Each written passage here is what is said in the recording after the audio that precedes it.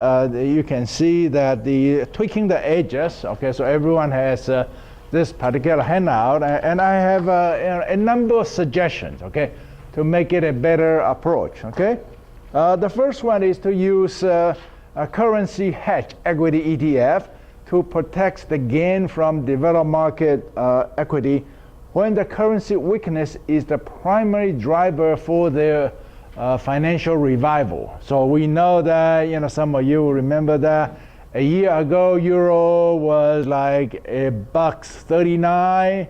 Today is about 1.08.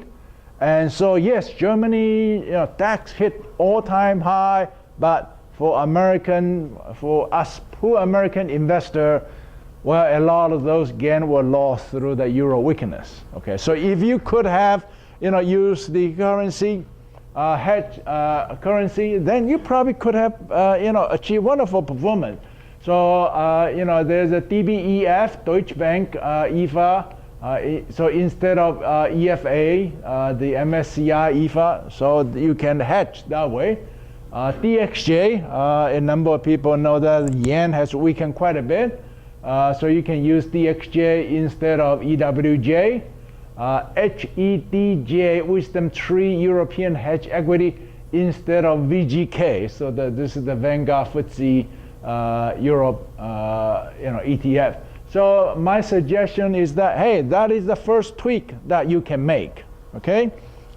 The second tweak that you can make is to use the higher Sharpe subclass, okay, with for asset class with larger allocation. So for example, we may allocate healthcare XLV and consumer discretionary XLY if they had higher Sharpe ratio than other sector when the scheme called for large allocation to S&P 500. Along the same thing, if emerging market garner large allocation, we may want to allocate to China and India, but not Brazil and Russia, if China and India were the better performing geographical area. Okay? And the third one is that if, for example, US small cap garner large allocation, we may want to allocate to either small cap growth, IWO, IJT, or the small cap value, IWN, depending upon who has higher Sharpe ratio. So that's one way that maybe we can achieve higher return. The third one, as just in a very short period of tracking, we realized that in the case of REIT and Treasury, it actually hit a turning point and suffer a bubble top. So we need to again guard against the bubble top. How do you do that? And again, I will share with you my thought on that. So there are a number of suggestions. So impose maximum exposure cap when Sharpe ratio exceeds some threshold. So for example, cap the asset class exposure to no more than 20% once the weekly Sharpe exceeds 0.5. Or getting out of high flyer faster once momentum wane. Okay, so exit once price fall below 50-day moving average instead of negative return for 13 week. And yet another one is to use the fundamental factor Federal Reserve in the semi-annual monetary policy report, which you will see on source document number 3. They published that. They identify the area they think it's overvalued. Okay, so in July of last year, they identified biotech, small cap as overvalued. In the February report, they identify commercial real estate as overvalued. Now the problem with the Federal Reserve is that, well, they only come out every 6 months, and they only look at the U.S. assets. Okay, and therefore another way would be to look at the technical indicator, such as the Financial Crisis Observatory's log periodic power law model. okay? And I will share with you what are they saying right now, okay? Now, and I mentioned right in front that one of the issue is with the Sharpe Parity is that it did not take valuation into consideration. So is there some way that we can, still preserve the Sharpe Parity framework, but somehow, take the valuation as part of the consideration? And I will share with you some of my thought on that issue.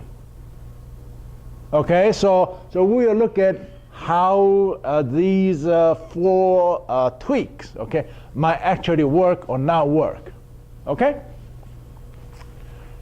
Okay, so the first thing we mentioned was currency hedge. Okay, you can see that DXJ, Wisdom Tree, Japan, it's hedge.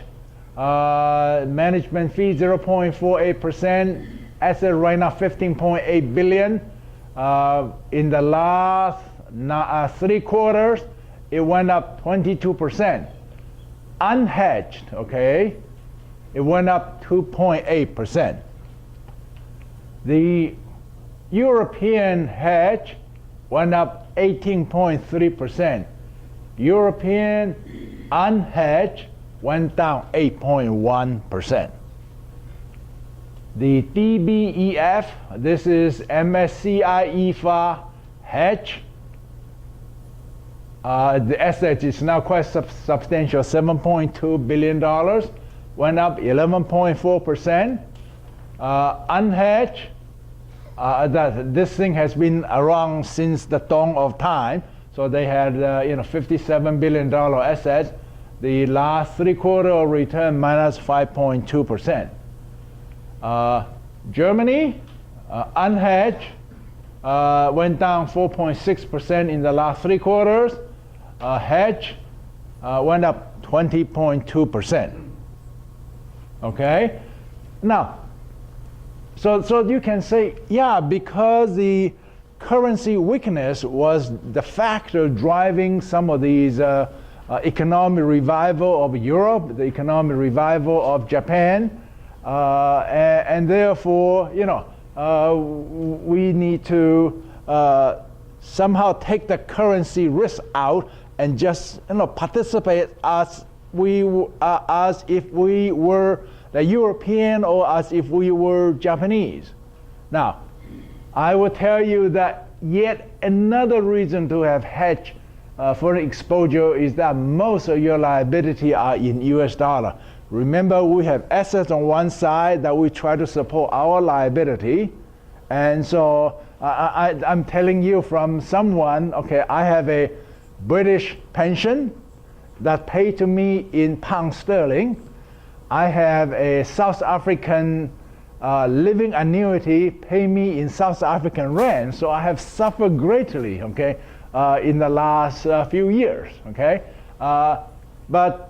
So I joke to my South African friends, say, hey, when I took my South African rand, living annuity payment in, it's not enough to buy my grocery here in the States, okay, because the South African rand has weakened quite a bit, okay, in the last few years. And so most of your living expense and taxes are in US dollars. So if you try to match your liability versus your assets versus your liability, well, then you should consider consider using the hedge equity.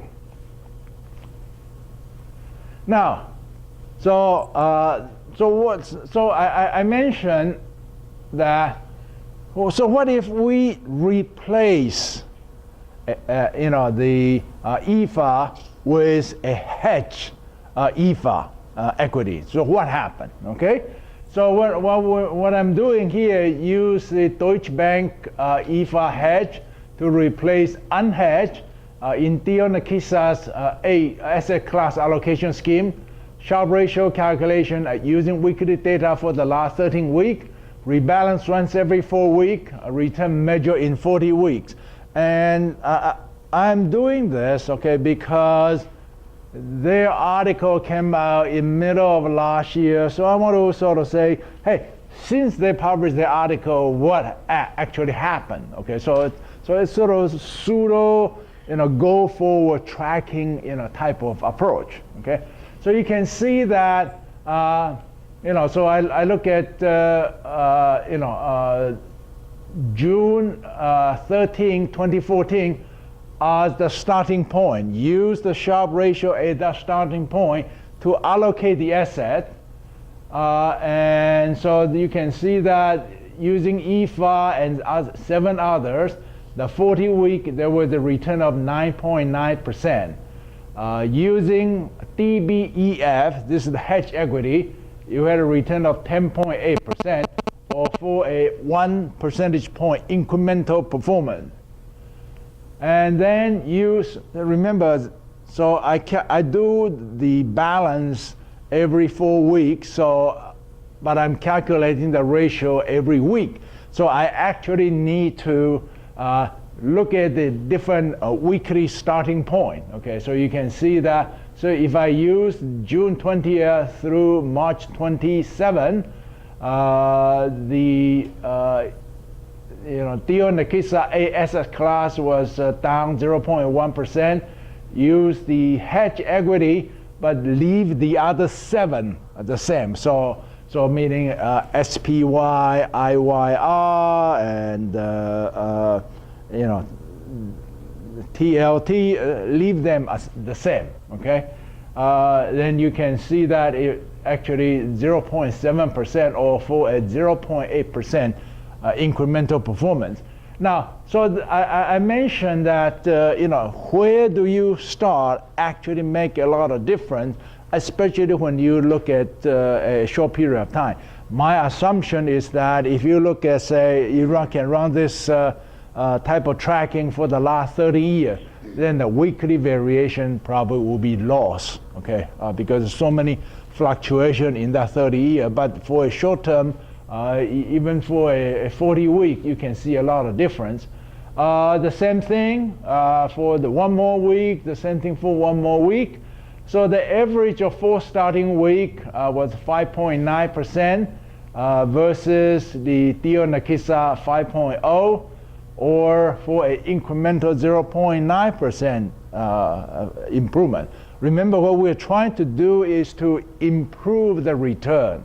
And we'll talk about how to reduce the risk later on. So in this case, when we substitute a hedge equity, substitute a unhedged with hedge, the performance improve. Okay. So what trick? So this is one thing that I mentioned. Okay. But you say, yeah, well, didn't you just show that? I mean, these hedge equity perform wonderfully, okay? And then I'm looking at here, 0.9% improvement. You can say that I'm not impressed, okay? So we got to say, what's going on, okay? And this is what's going on.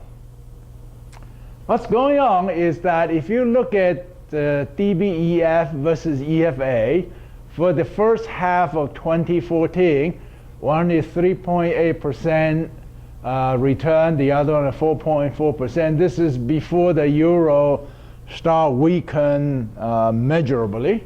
But in those times, the Standard & Poor's was 7.0. So in the Sharpe Parity allocation framework, the EFA actually represent a very small weight during the first half of 2014. You need to have very good performance so that you can have a very high weight. In the second half of 2014, EFA has a minus 10.0, the hedge equity 1.4, but that is still much less than the S&P 500. So again, that's why it did not contribute much to the performance improvement. Comes the first quarter of this year, S&P was 0.9, developed market 4.9, hedge equity 11.9. And now you are seeing that the hedge equity performs substantially better than the than S&P 500. But remember how the Sharpe Parity framework works. That is, you must perform well, and therefore you come in with large weight, and then you must continue to perform well so that the high weight of those asset class can be reflected in the return. So my whole argument for why is this performance improvement so small is that the period of improvement for the DBEF was actually relatively short, okay? And therefore you don't see much of the impact. Now, on the other hand, if we look at something that has performed very well for a long time, and one of that example is XLV, Spider S&P Healthcare. It did much better than SPY in the first half of last year. It did much better than SPY in the second half of last year. And so far this year, it did better than S&P 500. Okay, so if you will make a question, say, well, if we substitute S&P with XLV, would that produce better performance? Okay, and here is the answer. The answer, the same thing as I say, okay, use XLV to replace SPY in the ASS class, or in the base case, SPY plus EEM, IWM, and TLT, and so on. In another case, we use XLV, and the other 7 are the same. So here you get a 3 percentage point improvement in performance, and then run that for 4 different starting points. So you have a 3.4% improvement. So you can say, hey, by replacing S&P with a better performing component, the outcome actually performed better. Okay, so you say, what if, okay, I use hedge equity and I use healthcare? Now what happened? Okay, does it still perform even better result? And the answer is, in the short period of time that we track, yeah, it did.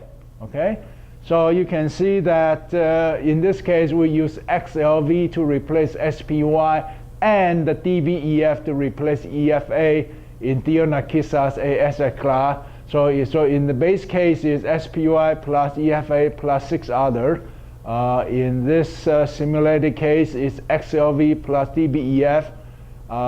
And you can see that it produces a 3.8% incremental return, and average out for 4 different starting week is 4.2% versus just replace XLV alone is 3.4.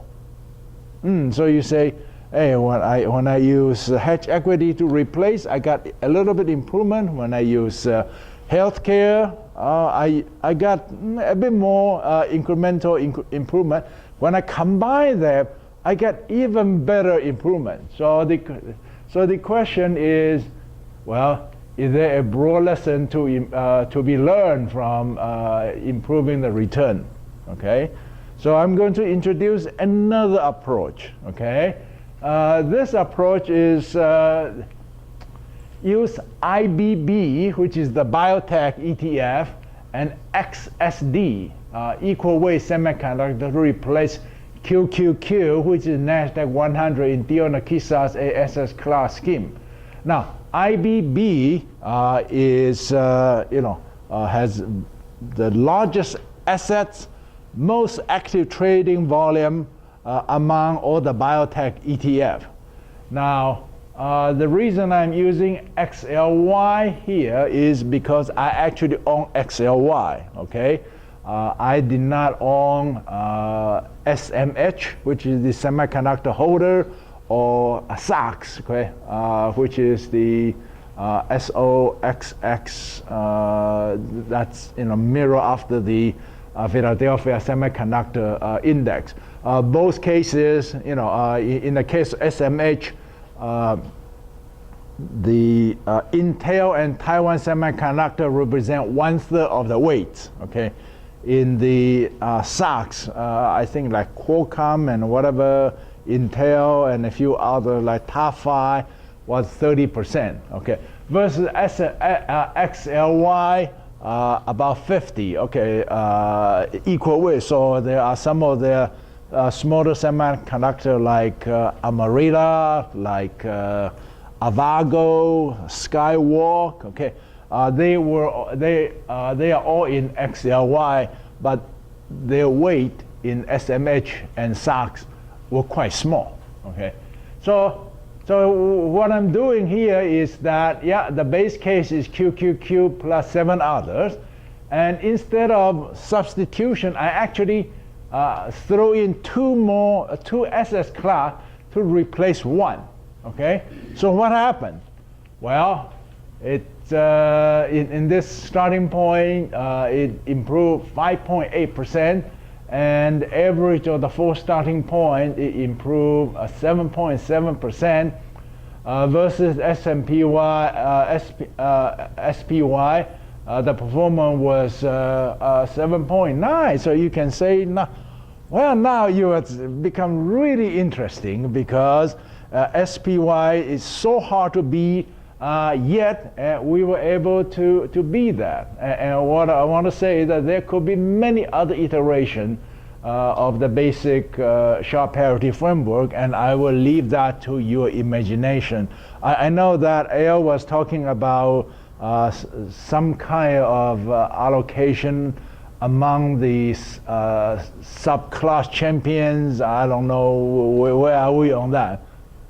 So he's still working on that. Okay, but this is just a possibility. Okay. Questions? Yes. After doing all of this, it seems like you're getting to the sector surfer approach and put it all in XLV or? IBB and XLY. But on the previous, was it XLV? The previous was. Previous to that. This XLV to replace. Just put everything in XLV. Just put it all in one. No, but you want to have a reasonable diversification, okay? And that's why, in say, for example, last Friday, if you own Treasury bond TLT, you actually feel a bit better, okay? Because you did not suffer the kind of loss that some of the other equity suffer. Okay.